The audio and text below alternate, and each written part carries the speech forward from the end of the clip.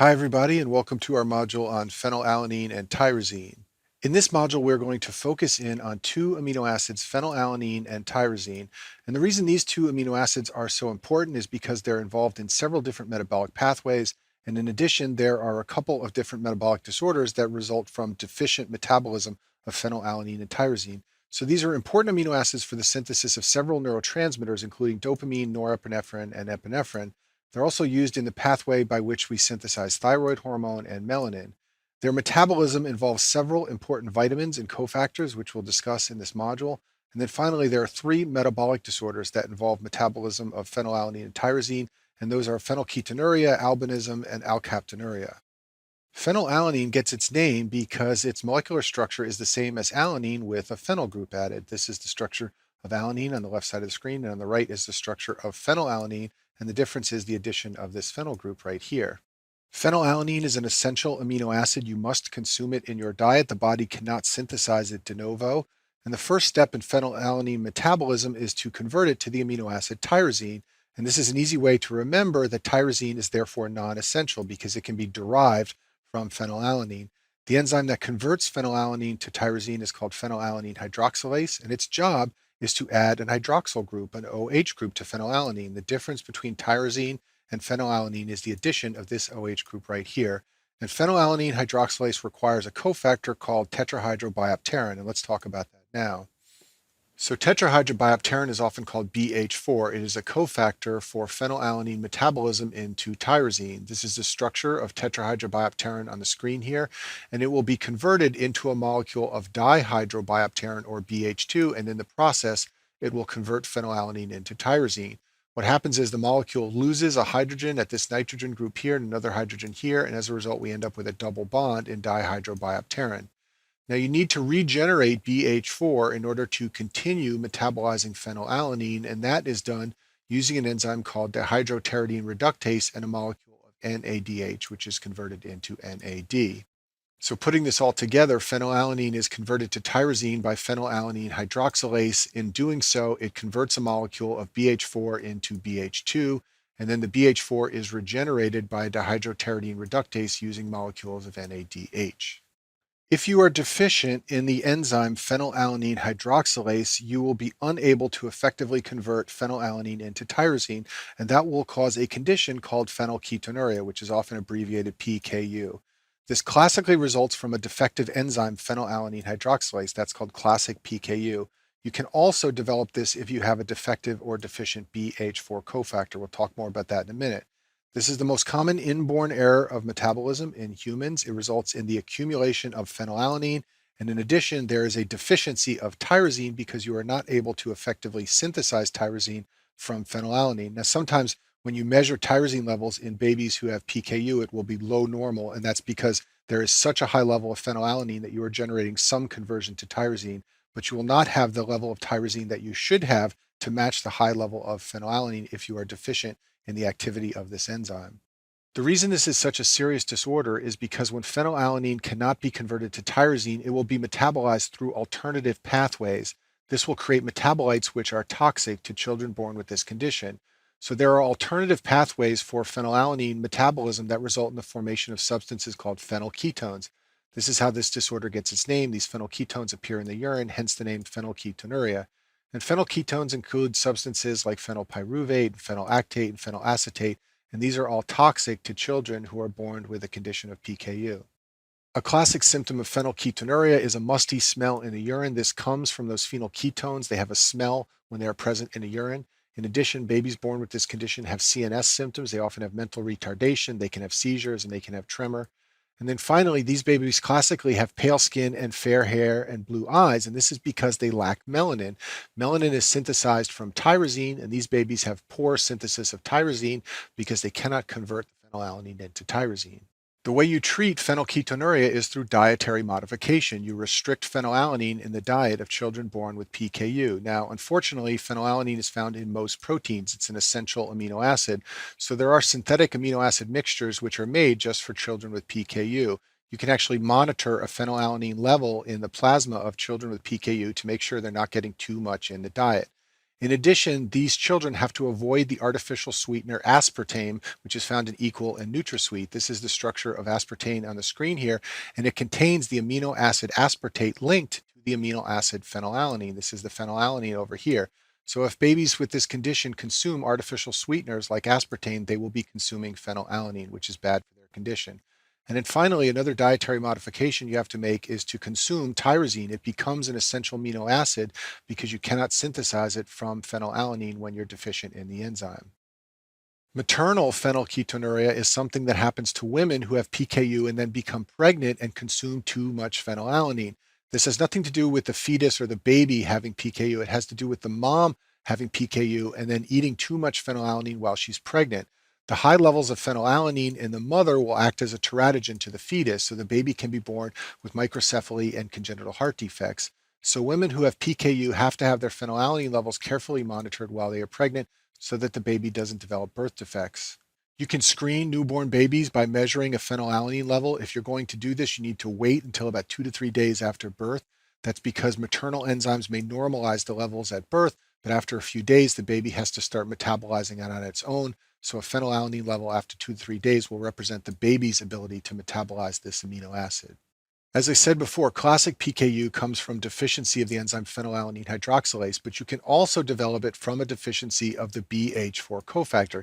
This is rare. It only represents about 2% of cases of PKU, and it results from defective cofactor BH4. It's often due to a defective enzyme, dihydropteridine reductase. Recall that that is the enzyme that regenerates BH4 so that it can convert phenylalanine into tyrosine. You can also sometimes develop this from an impaired BH4 synthesis metabolic pathway. The findings in this variant of phenylketonuria are similar to classic PKU in that you have elevated phenylalanine and all the things that go along with that. But in addition, BH4 is an important cofactor for the synthesis of several neurotransmitters, which we'll talk about later in this module. These include epinephrine and norepinephrine, also serotonin, and finally dopamine. And the reason I've bolded dopamine is because dopamine is very important in the hypothalamus, which I've shown on the screen here. Dopamine inhibits prolactin secretion, and therefore, when you are deficient in dopamine from a BH4 deficiency, you can see high prolactin levels. And in fact, prolactin levels are often monitored in children who have this condition to determine how much dopamine is working in their body. The treatment is similar to classic PKU in that you need to restrict phenylalanine in the diet, but in addition, you need to supplement with the BH4 cofactor. Children with this variant of the condition are also administered L-dopa carbidopa. This is a Parkinson's drug. It can result in increased dopamine levels in the CNS. We're going to talk more about this later in this module. And then finally, children with this variant of PKU often take 5-hydroxytryptophan, which is a precursor of serotonin and can help to boost the serotonin levels. Now that we've talked about the metabolism of phenylalanine into tyrosine, let's talk about the metabolism of tyrosine. This is the structure of the amino acid tyrosine on the bottom of the screen here. And you can see that it has a very similar molecular structure to several compounds, including dopamine, norepinephrine, and epinephrine. And now we're going to talk about how tyrosine is converted into these three hormones. The first step in the metabolism of tyrosine is synthesis of a molecule of dihydroxyphenylalanine, or DOPA. DOPA differs from tyrosine only by the addition of a hydroxyl group, as I've circled right here. From DOPA, you can synthesize a molecule of dopamine by removal of the carboxylic acid group at the end of the molecule.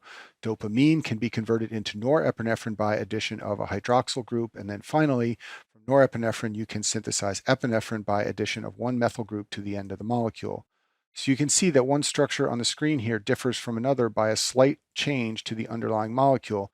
And in the next few slides of this module, we'll zoom in on each step of this process and talk about the enzymes that catalyze each conversion. The first step in metabolism of tyrosine is conversion to a molecule of dihydroxyphenylalanine, or DOPA. The enzyme that does this is called tyrosine hydroxylase. It adds an hydroxyl group to the six-member ring, and just like phenylalanine hydroxylase, tyrosine hydroxylase also requires the cofactor BH4 or tetrahydrobiopterin. And just like we saw with phenylalanine hydroxylase, this BH4 molecule must be regenerated via the action of dihydropteridine reductase using NADH. There is a very old antihypertensive medication called mettyrosine that's not used anymore that inhibits tyrosine hydroxylase. This blunts the conversion of tyrosine to DOPA and therefore blunts the synthesis of norepinephrine and epinephrine. That's why it was effective as an antihypertensive. It is sometimes used in pheochromocytoma when you want to shut down production of catecholamines. The next step in tyrosine metabolism is to convert the molecule of dihydroxyphenylalanine or DOPA into dopamine. This involves removal of the carboxylic acid group from the end of the DOPA molecule, and the enzyme that catalyzes this step is appropriately called DOPA decarboxylase. And just like many other decarboxylase enzymes, this requires vitamin B6 as a cofactor. And there's an important clinical correlation of this step, and that involves the drug carbidopa, which is used to boost dopamine levels in patients who have Parkinson's disease. So let's talk about the combination therapy levodopa-carbidopa, which is sold under the trade name Sinemet and is given to patients with Parkinson's disease. The problem in Parkinson's disease is that the levels of dopamine inside the basal ganglia are too low, so you want to administer drugs to boost those levels to relieve symptoms. This is the structure of L-DOPA on the left side of the screen here. It's the same structure as the molecule I've been calling DOPA on the last few slides. It's called L-DOPA because it's in the L configuration, but that's the same configuration found in the body. So this is the same molecule as the one I've been describing as DOPA on the last few slides. You can administer L-DOPA to patients with Parkinson's disease, and it can cross the blood-brain barrier and be converted by DOPA decarboxylase inside the central nervous system into dopamine, and this can boost dopamine levels inside the basal ganglia. This sounds wonderful, but the problem is that there is a peripheral DOPA decarboxylase which can convert DOPA into dopamine peripherally, and the peripheral dopamine cannot cross the blood-brain barrier. In addition, the peripheral dopamine gives lots of side effects like tachycardia that make patients feel unwell.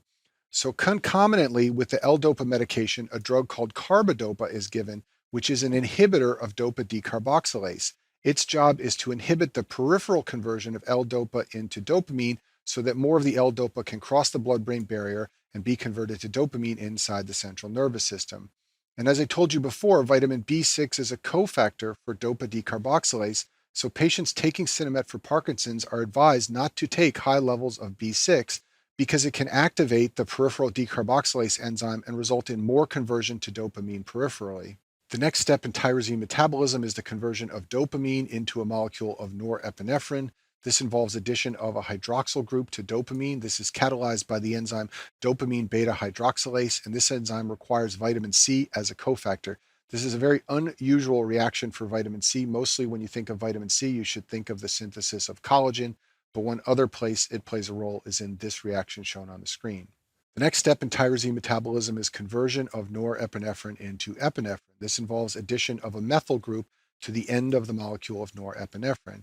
The enzyme that catalyzes this step is called phenylethanolamine N-methyltransferase, which is a mouthful to say, and it requires a very important cofactor called S-adenosylmethionine or SAM, and that's what we're going to talk about in the next few slides. So S-adenosylmethionine or SAM is a cofactor that donates methyl groups, and it is synthesized from ATP and the amino acid methionine. This is the structure of methionine, and this is the structure of ATP. And if you lop off these phosphate groups right here, and you attach the sulfur group to the adenosine molecule, you will end up with a molecule of SAM. You can see that it has this methyl group hanging out here in space, ready to be plucked off the molecule and donated to other structures. And that's the purpose that SAM serves in a number of reactions, including the synthesis of epinephrine. It's very important to know that the amino acids methionine and homocysteine have very similar structures. This is methionine on the left side of the screen here, and this is homocysteine. The only difference is that homocysteine has lost this methyl group right here. This means that once the methyl group is donated from SAM, you will be left with a molecule of homocysteine. I've shown that on the screen here. If you take a molecule of SAM and you remove the methyl group and then you remove the adenosine nucleoside, you will be left with a molecule of homocysteine, and thus homocysteine is produced by reactions that take a methyl group from SAM. So putting it all together, if we go back to our conversion of norepinephrine into epinephrine, which involves addition of this methyl group to the molecule of norepinephrine, that methyl group comes from SAM. It's this one right here. And once we give that methyl group to norepinephrine and synthesize epinephrine and we remove adenosine, we will be left with a molecule of the amino acid homocysteine. Now you need to regenerate methionine in order to maintain levels of SAM inside of cells and continue metabolizing norepinephrine into epinephrine. And to regenerate methionine, you need the vitamins folate and B12. The pathway looks like what I've shown on the screen here. Folate is converted to N5-methyl tetrahydrofolate. A molecule of N5-methyl tetrahydrofolate plus a molecule of homocysteine can be converted into tetrahydrofolate and methionine, and the methionine can then go and make more SAM. And this conversion requires the vitamin B12. So back to our big picture slide, we can convert a molecule of norepinephrine into epinephrine by the addition of a methyl group to the end of norepinephrine. That methyl group comes from this position on a molecule of SAM, and if we remove the adenosine, we will be left with the amino acid homocysteine. Using the vitamins B12 and folate, homocysteine can be used to regenerate methionine, and then methionine plus ATP can be used to regenerate SAM. And in another module, I will talk about the amino acid homocysteine, but you can already see from this picture that if you are deficient in B12 or folate, you will end up with elevated levels of homocysteine. And indeed, one of the causes of high homocysteine levels is a deficiency of either of these two vitamins right here. So if we go back to the pathway of tyrosine metabolism, we talked about how tyrosine was converted to DOPA, and that required the cofactor tetrahydrobiopterin. DOPA was converted to dopamine, requiring the cofactor vitamin B6. Dopamine goes to norepinephrine, and that's the unusual use of the vitamin C. And then finally, norepinephrine can be converted to epinephrine using the cofactor S-adenosylmethionine. Now let's talk about some other compounds that can be derived from tyrosine. You should know that the thyroid hormone thyroxine, or T4, is derived from tyrosine. This is a multi-step process. It involves the addition of iodine, which is very important in thyroid hormone, but the final product is thyroxine, or T4, and it comes from the amino acid tyrosine. Melanin is another compound that is derived from tyrosine. Melanin is the pigment that gives color to your skin, your hair, and your eyes, and it is synthesized by cells called melanocytes. And melanin is a polymer made up of repeating units that are derived from tyrosine. Tyrosine is first converted into a molecule called dopaquinone by an enzyme called tyrosinase, and then molecules of dopaquinone are linked together to form a polymer that is melanin. When you are deficient in melanin, you have a condition called oculocutaneous albinism. This most commonly occurs when children are born deficient in the enzyme tyrosinase that I showed you on the last slide, which is used to synthesize dopaquinone, which then goes on to become melanin. This is called OCA type 1. There is another version of oculocutaneous albinism called OCA type 2, where children are deficient in tyrosine transporters. In both cases, they have decreased or absent melanin, and therefore they will be born with pale skin, blonde hair, and blue eyes. And this is a picture of a child with albinism. The problem with this disorder is that there is an increased risk of sunburns without having melanin in the skin, and there's a very high risk of skin cancer in children who have albinism.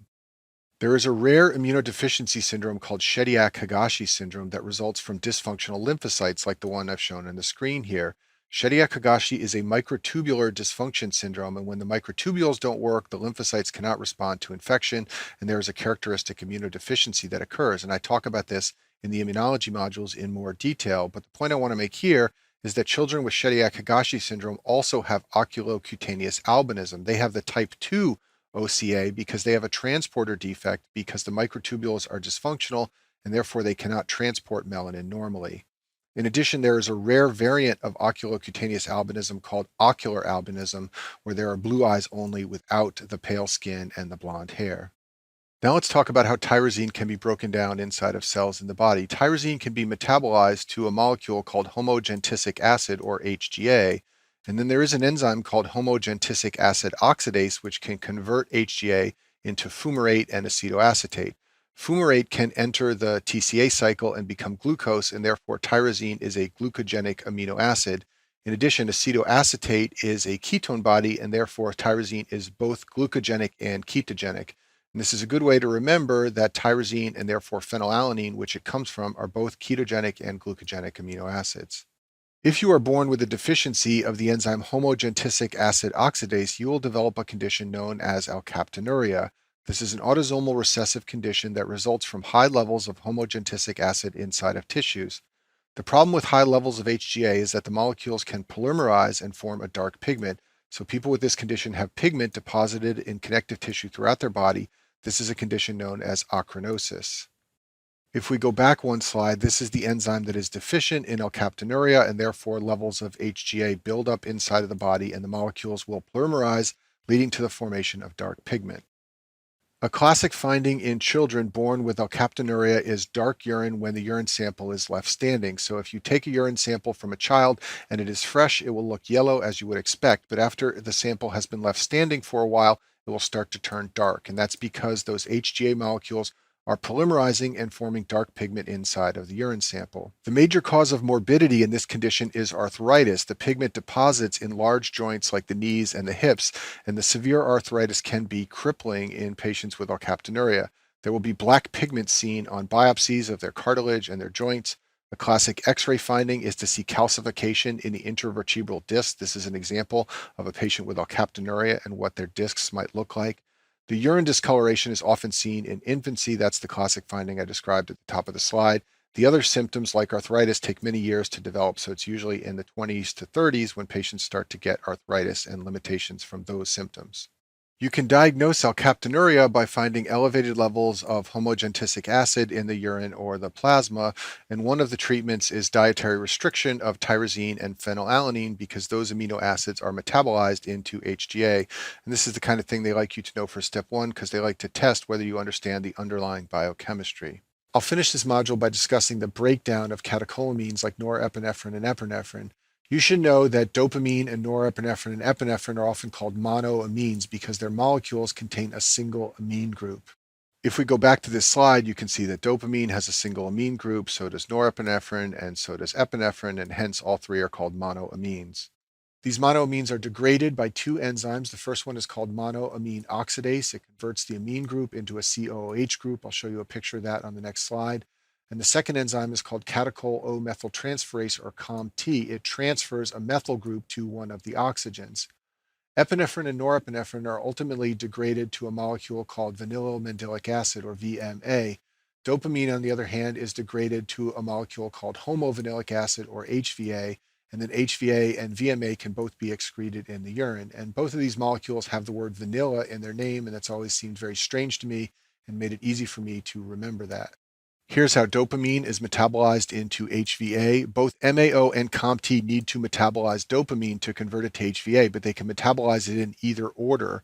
If MAO goes first, it will convert the amine group into a carboxylic acid group, and then COMT, which is a methyl transferase, will add a methyl to one of the oxygens. If COMT goes first, the process is simply reversed. This slide shows how norepinephrine and epinephrine are metabolized into VMA. Once again, MAO and COMT both need to metabolize the molecules, but they can go in either order.